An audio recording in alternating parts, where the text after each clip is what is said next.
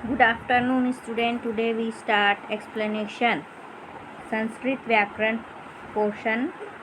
Topic name is कारक. कारक की परिभाषा.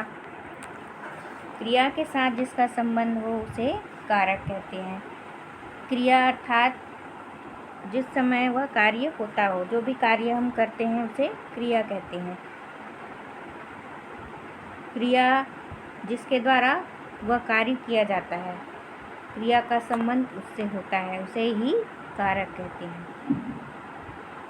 एग्जाम्पल है, उदाहरण के लिए, बालकः पुस्तकं पठति. यहाँ पठति अर्थात पढ़ता है. हिंदी में इसका मीनिंग होता है पढ़ना. यह जो है क्रिया कहलाती है. पढ़ना यह क्रिया है. बालक उस समय पुस्तक पढ़ता है, तो पढ़ने का कार्य यहाँ पर हो रहा है, जो क्रिया कहलाता है. उसके साथ बालक और पुस्तक का सीधा संबंध है. यह कार्य बालक के द्वारा किया जा रहा है, तो वह कर्ता कहलाता है, और पुस्तक के माध्यम से यह कार्य पूर्ण हो रहा है, तो दोनों का ही क्रिया से सीधा संबंध यहाँ पर हमें दिखाई देता है. संस्कृत में कारक के 6 प्रकार होते हैं. पहला है कर्ता कारक, दूसरा है कर्म कारक, तीसरा है करण कारक, चौथा है संप्रदान कारक, पांचवा है अपादान कारक, छठवां होता है अधिकरण कारक. तो संस्कृत में कारक के 6 प्रकार होते हैं, जिनके नाम भी आपको बताया गया है.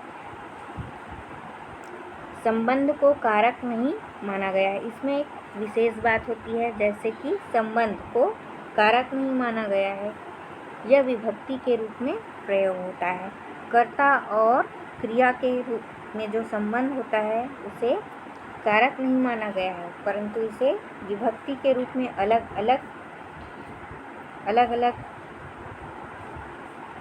अलग शब्दों के साथ इसका प्रयोग किया जाता है.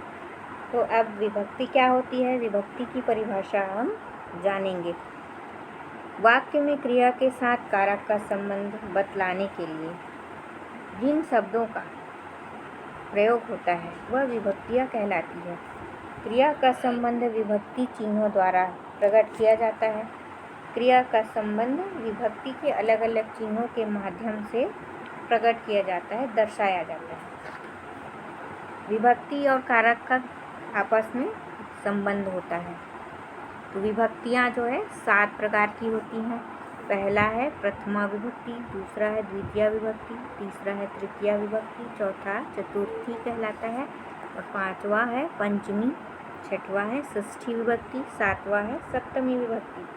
संबोधन कारक में होता है और विभक्ति में भी यह दर्शाया जाता है, तो दोनों का रूप जो है एक जैसा होता है.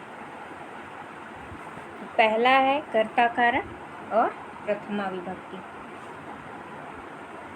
कर्तव्यवाच के कर्ता कारक में प्रथमा विभक्ति होती है.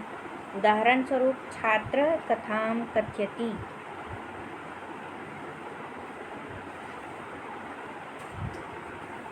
प्रथमा विभक्ति की परिभाषा. तो आज हमने जाना कारक के 6 प्रकार होते हैं और विभक्ति भी 7 होती है.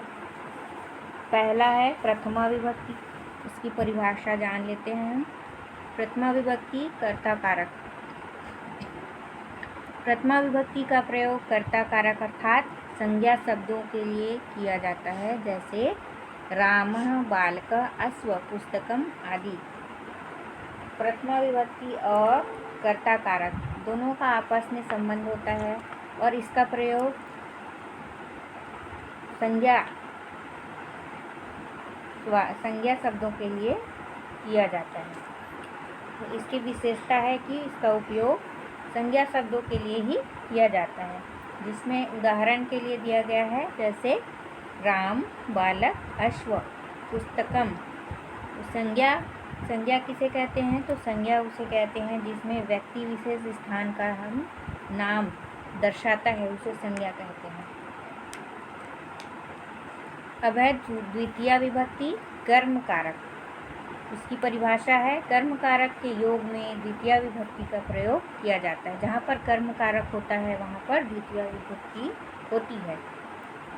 कर्ता क्रिया के द्वारा जिसे सर्वाधिक रूप से प्राप्त करना चाहता है।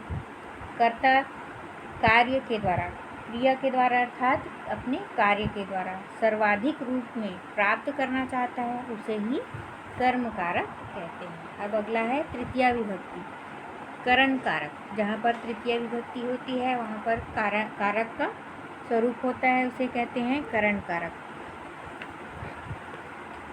इसकी परिभाषा है क्रिया की सफलता में जो सबसे अधिक सहायक हो, जो कार्य उस समय किया जाता है उसमें वह सफलता उसे मिले, उसमें उसकी सफलता में जो सहायक होता है उसे करण कारक कहते हैं।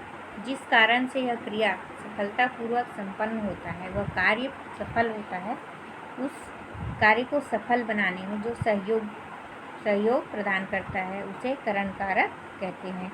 करण में तृतीया विभक्ति का प्रयोग होता है। करण कारक जो होता है वह वहाँ पर विभक्ति तृतीया रूप होती है, विभक्ति का जो रूप होता है वह तृतीया कहलाती है।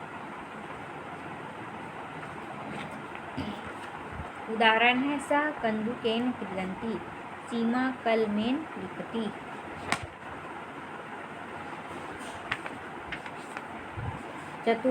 चौथा है चतुर्थी विभक्ति, संप्रदान कारक। विभक्ति यहाँ पर चतुर्थी होती है और कारक का जो रूप होता है वह संप्रदान कहलाता है। इसकी परिभाषा है जिसके लिए कोई काम किया जाता है उसे संप्रदान कहते हैं। जिस भी व्यक्ति विशेष के लिए वो जो कार्य किया जाता है वहाँ पर संप्रदान कारक होता है। संप्रदान में विभक्ति चतुर्थी होती है। चतुर्थी विभक्ति का प्रयोग यहाँ पर किया जाता है, जैसे धनिका सेवकाय धनम यच्छति, अध्यापका छात्राय पुस्तकम यच्छति। ये जो है इसके दो एग्जाम्पल हैं, उदाहरण हैं। अब है आपका अगला है पांचवा अपादान कारक। विभक्ति यहाँ पर पंचमी होती है और कारक का जो रूप होता है वह उसका नाम है अपादान कारक। इसकी परिभाषा है जिससे कोई वस्तु अलग हो उसे अपादान कहते हैं। अपादान में पंचमी विभक्ति का प्रयोग किया जाता है। कोई भी व्यक्ति जो है, कोई भी वस्तु या व्यक्ति जिससे कोई वस्तु अलग हो उसे अपादान कहते हैं। जिसमें वस्तु को अलग पृथक दिखाया जाता है, दर्शाया जाता है, उसके स्वरूप को दर्शाया जाता है कि वह अलग है, वहाँ पर अपादान कारक होता है। और अपादान कारक जहाँ पर होता है वहाँ पर पंचमी विभक्ति का प्रयोग किया जाता है।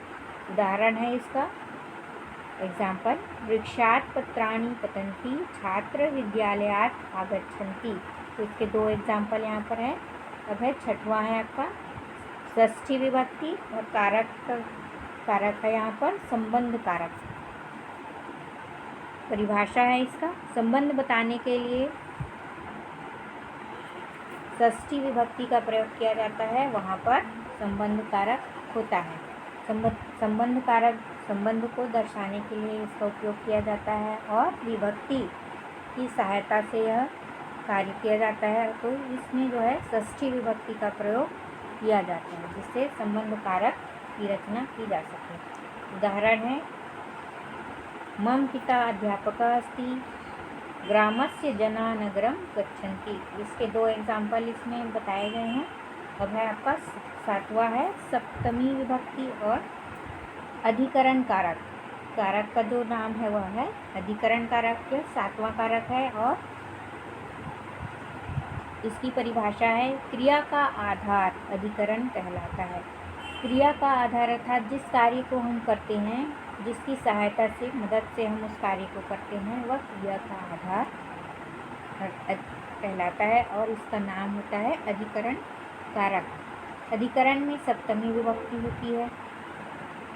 अधिकरण कारक जो होता है उसमें सप्तमी विभक्ति का उपयोग किया जाता है। सप्तमी विभक्ति की सहायता से यह कार्य पूर्ण किया जाता है। उदाहरण है इसके एग्जाम्पल, पहला है मकरा जले तरंती, सह उद्याने भ्रमति। अब है आठवां है संबोधन कारक। विभक्ति यहाँ पर जो है वो भी संबोधन ही होती है, विभक्ति जो है दोनों का स्वरूप एक जैसा ही होता है।